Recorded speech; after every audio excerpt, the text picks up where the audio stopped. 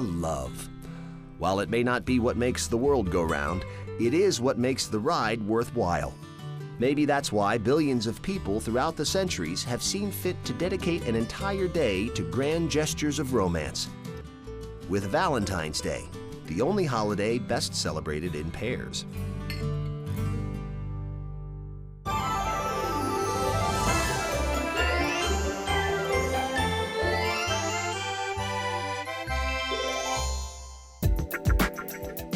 For all its popularity, history doesn't give us any guarantees as to the origins of Valentine's Day. But we do know it contains vestiges of the early Christian church and ancient Rome.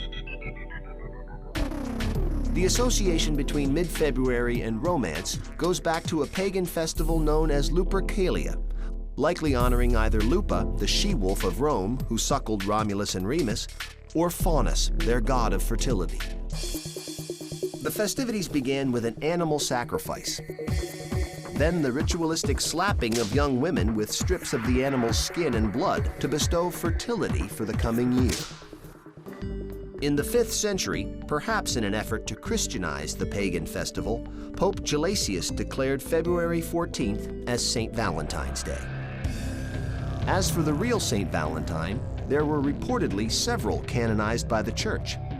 Legend has it that one St. Valentine, a defiant Roman priest, lived during the 3rd century AD under Emperor Claudius II. Claudius was an ambitious ruler. His battles required vast armies of men to abandon their young families for long periods of time, resulting in a military that was half-hearted and homesick. So determined was Claudius to stop love from sapping the will of his armies, he banned marriages altogether. Father Valentine thought the ban unjust and defied the emperor, continuing to marry young lovers in secret. The emperor eventually caught on to the priest's actions, arrested him, and sentenced him to death. It is believed that young couples he had secretly wed would visit his cell, passing him flowers and notes through the bars as symbols of their gratitude. The story continues that the condemned Father Valentine fell in love with his jailer's daughter. On February 14th, the day he was executed, it is said he passed the young girl a note. It was signed, "From your Valentine." A tradition was born. Cupid, the winged matchmaker, started out as the Roman god of love, inspired the image of cherubs for Christians, and is now a favorite of card makers and mass marketers.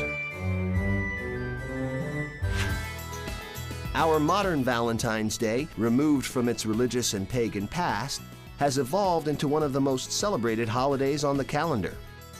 On average, Americans shower their loved ones with 180 million roses, red ones naturally, and almost 36 million heart-shaped boxes of candy. Not to mention all those cards, dinners, and diamonds.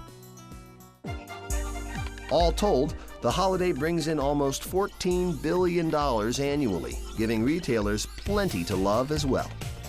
But if you're worried that you can't afford to treat your loved one properly next Valentine's Day, take heart. The poets were right. Love is really all you need. How romantic.